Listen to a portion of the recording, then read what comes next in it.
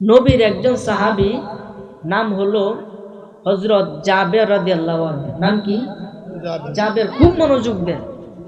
জাবের রাদিয়াল্লাহু তাআলা আনহুর ছিল দুইজন সন্তান, দুইজন ছেলে সন্তান, একজন বড় আর একজন ছোট। কল্পনা করেন, জাবের রাদিয়াল্লাহু তাআলা আনহু প্রতিদিন নবীর সাথে যাইতো, নবীর দরবারে বসতো এবং তার সাথে কথাবার্তা বলতো। একদিন জাবের রাদিয়াল্লাহু তাআলা আনহু নবীর দরবারে গেল। যাওয়ার পরে নবীর সাথে কথাবার্তা বললো, বইলা নবীজির চেহারার দিকে তাকাইলো। চেহারার দিকে তাকানোর পরে নবীজি দেখতে পাই, জাবের রাদিয়াল্লাহু তাআলা আনহু দেখতে পাইতেছে নবীজির চেহারাটা একটু মলিন। নবীর চেহারাটা একটু মলিন, মানে আগের যে নূর জকমক করতো এই নূরটা আজকে নাই, কেমন জানি একটা ফ্যাকাশের মতো। নবীজি মানে একটু মন খারাপ করে বসে রয়েছে। জাবের রাদিয়াল্লাহু তাআলা বুঝ যাচ্ছে যে নবীজি হয়তো বা 2-3 দিন যাবত কোনো কিছু খাই নাই। আচ্ছা, না খাইলে কি কারো মনে সুখ থাকে? কোনটা কেন? একজন তো সারাদিন না খা, তার মনে কি কোনো সুখ থাকবো? জীবনেও না। নবী করিম পাক সাল্লাল্লাহু আলাইহি সাল্লাম ছিলেন দুই কুলের বাদশা। তিনি যদি ইচ্ছা করত ওই পাহাড়গুলা, উহুদ পাহাড়, বিশাল বড় বড় পাহাড় আল্লাহ স্বর্ণ বানায়া দিত। কিন্তু নবীজি এটা ইচ্ছা করে নাই। নবীজি জীবন কাটাইছে গরিবী হালে, এটা উম্মতরা শিক্ষা দেওয়ার জন্য যে উম্মতরা রে, যতই সম্পদশালী হও, যতই বড়ত্ব হও, যতই টাকার অহংকার করো, আল্লাহ রাস্তায় দান না করলে টাকা তোমার কবরে যাবে না। ঠিক না বেটি? সেই নবীজি কেমন নবী? নবীজি 3 দিন যাবতে কোনো কিছু খাই না, পেটের মধ্যে পাথর বানছে। জাবের রাদিয়াল্লাহু তাআলা আনহু দৌড়ে বাড়িতে গেছে। আরে বাবারে, দেখেন নবীজির শান কত মহান। জাবের গিয়া বাড়িতে গিয়া বলতেছে, বিবি গো, মেহেরবানি করে আমাকে একটু তাড়াতাড়ি বলো আমাদের ঘরে নি কোনো খাওয়ান আছে, যে নবীজিকে আমি দাওয়াত করে খাওয়াইতে পারবো, এরকম নি কোনো কিছু আছে? জাবের স্ত্রী ডাক দিয়া কই, স্বামী গো, আল্লাহর কসম, ঘরের ভিতরে একটা বকরি ছাড়া আর কিছু, আটা ছাড়া আর কোনো কিছুই নাই। এই সামান্য কয়েকটা আটা আর একটা ছাগল আছে। জাবের কো, তাড়াতাড়ি ছাগলটা জব করো এবং এই আটা দিয়ে রুটি বানাও। সুবহানাল্লাহ। নবীর প্রেমে একটা মাত্র ছাগল, যেটা দিয়ে সে জীবিকা নির্বাহ করত, একটি মাত্র ছাগল ছিল, ছাগলটাকে জবাই করে ফেললো। জাবের 2জন ছেলে ছিল, ওই 2জন ছেলে দাঁড়ায় ওই দূর থেকে দেখতেছে জাবের এই কাশি জব দিতেছে, এই ছাগল জব দিতেছে, দূর থেকে দেখছে। এটা জব দেওয়ার পরে এই 30টা চাকুডানে ঘরের ভিতরে তৈছে, 2 ভাই গিয়া ছুরিটা লইছে। 2 ভাই গিয়া ছুরি লইয়া ঘরে ছাদের উপরে উঠছে। তখন কিন্তু সচরাচর ছাদ ছিল না, মাটির ঘর ছিল। এইভাবে একটা ছাদ থাকতো, মাঝে মধ্যে অনেক ঘরের ভিতরে যারা একটু ধনাঢ্য ছাদের উপরে উঠছে। ওঠার পরে বড় ভাই ছোট ভাইরা কইতাছে, ভাই গো, আজকে দেখছি আমার বাবা হযরত জাবের সুন্দরভাবে ছাগলকে জবাই করছে, আসো আমরা 2 ভাই জব খেলি। আচ্ছা, জব খেললে কি বাসে কি? কারবারটা জব জব কিলি এটা কইয়া কো, ভাই জব কেমনে খেলে? আমি দেখছি আমার আব্বা কি করছে, ছাগল রে বাইন দেয়া জব করছে, তোমার আমি বাইন দেয়া জব করি। সুবহানাল্লাহ। জাবের রাদিয়াল্লাহু তাআলা আনহু 2 ছেলে, বড় ছেলে ছোট ভাইকে কি করলো, বানলো। তা ছোট ভাইরে বান্দার পরে গলার মধ্যে ছুরি চালাইলো। গলার মধ্যে ছুরি চালাই একেবারে কল্লাটা আলাদা কইরা দিল। বলেন, এই ব্যক্তি কি বাঁচবো না মরবো? জাবের ছোট ছেলে মারা গেছে। এই শব্দ শুনে, ছটপটানি শুনে জাবের স্ত্রী দৌড়ে ছাদের মধ্যে উঠছে। উঠে দেখে তো দেখে সর্বনাশ, আই রে আমার কি সর্বনাশ হইল, আজকের দিনের নবী আমাদের বাড়িতে আসবে। এই তুমি কি করলা রে? ও বড় ছেলে, তুমি এটা কি করলা? বড় ছেলে ডরায়া কি করছে, দৌড় দিতে চাইছে, তখন ছাদের থেকে পইরা বড় ছেলেও মারা গেছে। মার্ডার করে হয়েছে। বলেন, এই যে নবীজি আইলো, আয়া তার বাড়িতে খাইবো, 2টা মার্ডার হয়ে গেছে। বলেন, এই পরিবারের মনে কি সুখ নাকি অশান্তি? এরপরও জাবের স্ত্রী কেমন ধৈর্যশীল, দুই ভাইয়ের লাশে ঘরের ভিতরে নিল, নিয়ে একটা চাদর দ্বারা ঢাকলো। এমনকি জাবের রাদিয়াল্লাহু তাআলা আনহুকে খবরটা বলে নাই। কেন কেন কেন? যদি জাবের বিচলিত হইয়া যায় তাহলে নবীজি আয়েশা মনে আমাদের বাড়িতে দাওয়াত খাইবে না, নবীজি টেনশনে পড়বে, নবীজি সুখে পড়বে। এজন্য আমি প্রকাশ করব না, আমি হাসি খুশি মনে নবীর লাগে রান্না করব। ওরা কেমন পাগল ছিল আর আমরা কেমন পাগল? হ্যাঁ, আমাদের ইমান তো কচু পাতার পানির মতো, লারা দিব আর দম্মতায় করবো। কথা কোন ঠিক না বেঠিক? আমাদের ইমান কেমন ইমান, আর তাদের ইমান কেমন ছিল? বেলালে কি হচ্ছে, উত্তপ্ত বালুর মধ্যে উল্টা ভাই শোয়া বুকের উপরে বিশাল বড় পাথর দিছে, জিব্রারে বাইর করে এনে কুট মারছে এবং জিব্রার মধ্যে আঘাত করছে, পিঠের মধ্যে আঘাত করছে এবং বল যে আল্লাহ নাই, আল্লাহ ছাড়া মাবুদ আছে। সে কবে আশহাদু আল্লাহ ইলাহা ইল্লাল্লাহু ওয়াহদাহু লা শারীকা লাহু ওয়া আশহাদু আন্না মুহাম্মাদান আবদুহু ওয়া রাসূলুহু। হযরত বেলাল রাদিয়াল্লাহু তাআলা আনহু কয়, আমারও যদি মারতে মারতে এখানে মাইরেও ফেলাস, এরপরে আমি সাক্ষী দিব আল্লাহ একজন। কেমন তারা ইমান আর আমাদের ইমান কি? একটু এই সরকারি ভাবে একটু ভয় দেখাইলেই কত মিস কথা কয়ে বাঁচি। কথা কেন ঠিক কিনা বাবারা রে? মিস কথা কয়ে যে বাঁচো, আসরের দিন তো আল্লাহ মিথ্যা কথার জন্য ধরবো। একটা মিথ্যা কথা বললে ৭,৫০০ বছর দুজকে থাকতে। নাউজুবিল্লাহ, সুবহানাল্লাহ ব্যক্ত না। একটা মিথ্যা কথা বললে ৭,৫০০ বছর দুজকে থাকতে হবে। মিথ্যা কথা কই আমার কিছু করা নাই। আপনি যদি জাহান্নামের আগুন সহ্য করতে পারেন, মিথ্যা কথা খুব তাড়াতাড়ি কইন, আমার কিছু করার নাই। আল্লাহ আমারে বইলা দিছে, তুমি যাও মানুষের কাছে যাও আর দিন প্রচার করো। আমি আল্লাহর কথা বলো, রাসূলের কথা বলো, হালাল হারামের কথা বলো, শরীয়ত তরিকত হাকিকত মারফত পর্যন্ত মানুষকে পৌঁছায়া দাও। এই দায়িত্ব হলো আমার। এজন্য কওয়ার দায়িত্ব আমার, মানার দায়িত্ব আপনার। ঠিক না বেটি? এই জন্য বাবারে, কেউ যদি না মানেন আপনাকে আমি জোর করব না, কারণ আমার আল্লাহ বলেছেন ফাআলহামাহা ফুজুরাহা ওয়া তাকওয়াহা। আমি মানুষকে মাথার ভিতরে সৎকর্ম এবং অসৎকর্মের জ্ঞান দান করেছি।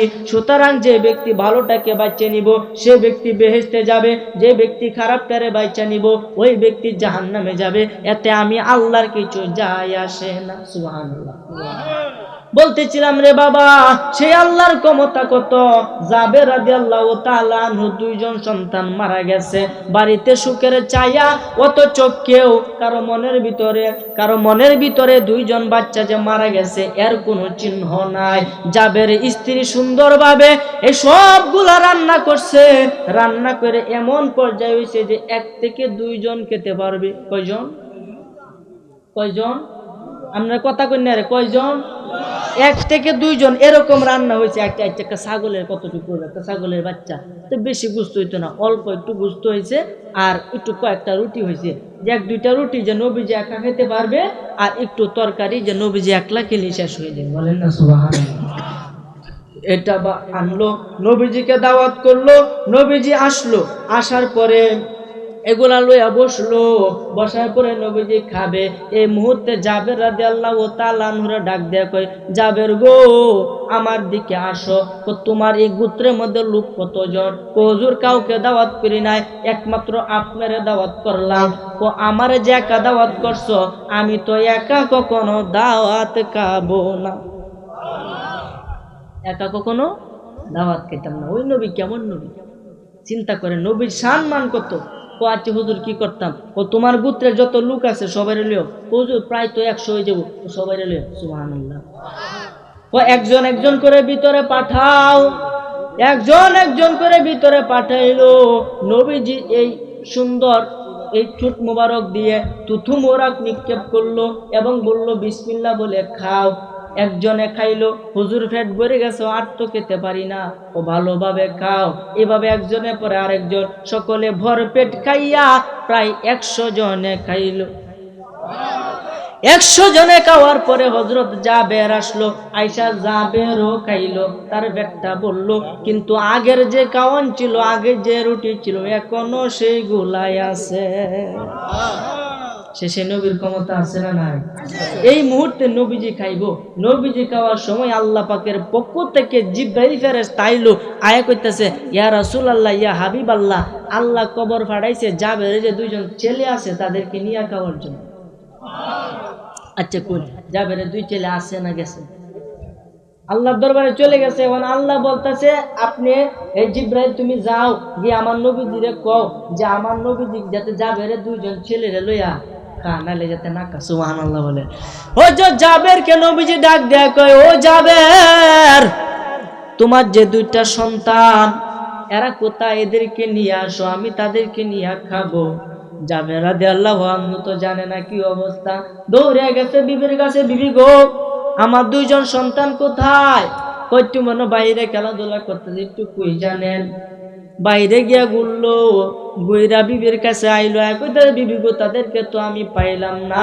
এই মুহূর্তে তাকায় দেখে বিবির চোখে পানি দেখা যায়, আর সহ্য করতে পারলো না, ডাক দিয়া কয় ও আমার আদরের স্বামী গো আমার দুই ছেলে যে কোথায় আছে আপনি দেখবেন নি? কোন নবীজি তো তাদের জন্যই বসে আছে, একটু তাড়াতাড়ি ডাকিয়া দেও। ও ডাকলেও চন্দ্রগাঁও নয়াহাটি চানমিয়া ব্যাপারী বাড়ি প্রাঙ্গণ করিমগঞ্জ কিশোরগঞ্জ। আজকের বরকতপূর্ণ নুরানি মাহফিলের সম্মানিত সভাপতি যিনি শুভ আগমন করেছেন জনাব মোহাম্মদ নূর মাহমুদ সাহেব চন্দ্রগাঁও নয়াহাটি, সহ সভাপতি আলহাজ মোহাম্মদ জালালউদ্দিন সাহেব বিশিষ্ট ব্যবসায়ী বালিখোলা মৎস্য আড়ত, জনাব মোহাম্মদ শামসুল হক সাহেব বিশিষ্ট ব্যবসায়ী, এবং আজকের মাহফিলে যিনি প্রধান আকর্ষণ, যিনি ইতিমধ্যেই আপনাদের মাহফিলে কমিটিদের আন্ডারে আছেন, বিশিষ্ট ইসলামী চিন্তাবিদ মুফাসসিরে কুরআন হাফেজ হযরত মাওলানা মুশাররফ হোসেন সালাহ উদ্দিন সাহেব, পরিচালক হালেমা খাতুন হাফিজিয়া সুন্নাহ মাদ্রাসা ও ইতিমখানা সিরাজগঞ্জ। বারাকাল্লাহু ফি হায়াতি, উচ্চ আওয়াজে বলেন আমিন।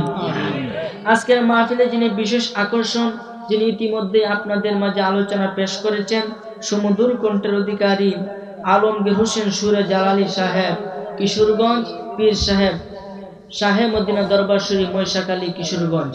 বারাকাল্লাহু ফি হায়াতি, উচ্চ আওয়াজে বলেন আমিন।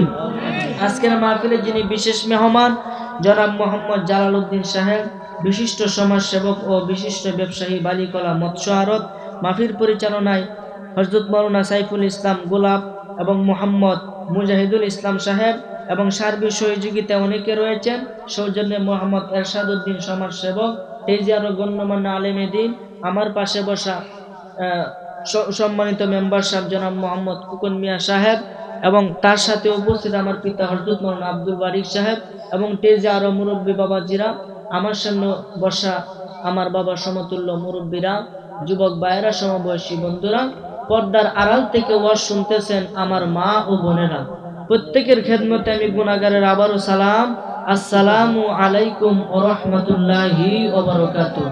এক মিনিট জিকির করতেন, মাইকটা ঠিক করতেছে, ঠিক করো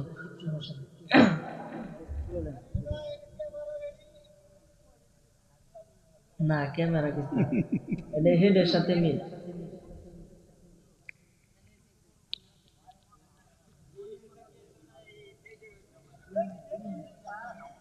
একটু জিকির করেন,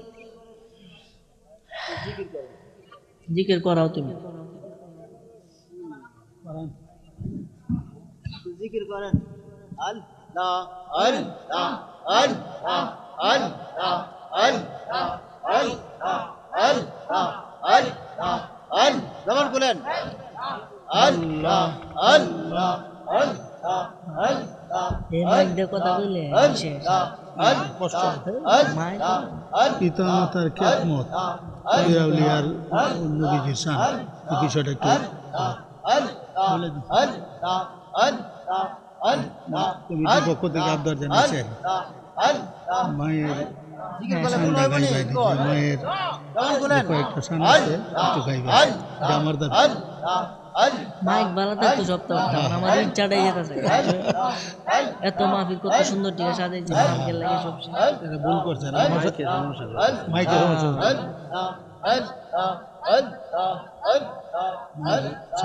এটি গাইন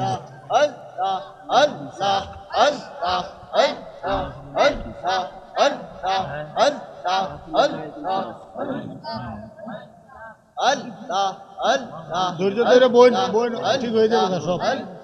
যারা যারা যাইতো না কেউ,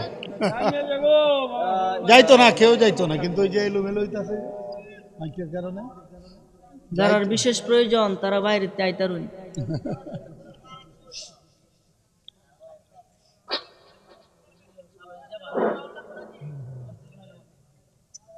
এই যেভাবে আছে চলো না এরা ঠিক করতে না।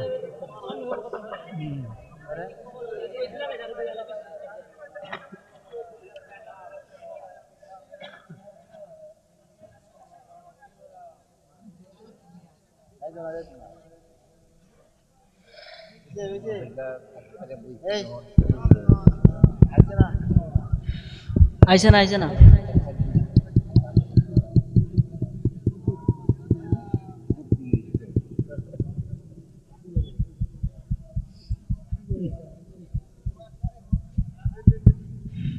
হ্যালো হ্যালো চেক, হ্যালো আয় না তো, hello hello microphone testing, hello হ্যাঁ না মাইক ঠিক করি। হ্যাঁ, তার থেকে আমরা এটুকু বুঝলাম যারা আল্লাহর ওলি হবে তাদের কোনো ভয় নাই, কিন্তু যারা আল্লাহর ওলি হবে না তাদের ভয় আছে না নাই? এখন শর্ত হলো আপনাকে আমাকে সকলকে আল্লাহর ওলি হইতে হবে। এখন হুজুর আল্লাহর ওলি কিভাবে হব? আমি তো 10 পাস করি নাই, আমি তো আলেম পাস করি নাই, ফাজেল কামেল ডিগ্রি অর্জন করি নাই। বাবা রে, আল্লাহর ওলি হইতে গেলে কোনো ডিগ্রি পাস করা লাগে না। আল্লাহর ওলি হইতে গেলে নবীর মহব্বতেই যথেষ্ট।